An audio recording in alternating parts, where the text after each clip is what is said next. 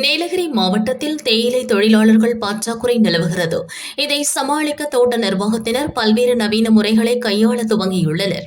அதன் ஒரு பகுதியாக பசுந்தேயிலை பறிக்க பேட்டரி மூலம் இயக்கப்படும் இயந்திரங்கள் பயன்படுத்தி வருகின்றனர். அடுத்த கட்ட நடவடிக்கையாக தமிழகத்தில் முதல் முறையாக நீலகிரி மாவட்டம் பந்தலூர் அருகே சேரம்பாடி தனியார் தேயிலை தோட்ட நிர்வாகம் ட்ரோன் மூலம் மருந்து தெளிக்கும் பணியை அறிமுகப்படுத்தியுள்ளது.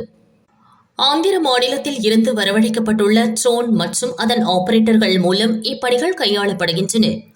10 லிட்டர் தண்ணீர் கொள்ளளவு கொண்ட இந்த ட்ரோன் மூலம் 1 மணி நேரத்திற்கு 25 ஏக்கர் தோட்டத்திற்கு மருந்து தெளிக்க இயலும். இதனால் தேயிலை செடிகளில் அனைத்து பகுதிகளிலும் மருந்து பரவலாக தெளிக்கும் நிலையில் தேயிலை மகசூல் அதிகரித்து தொழிலாளர் பற்றாக்குறை நிவர்த்தி செய்வதாக எஸ்டேட் நிறுவனத்தினர் தெரிவிக்கின்றனர்.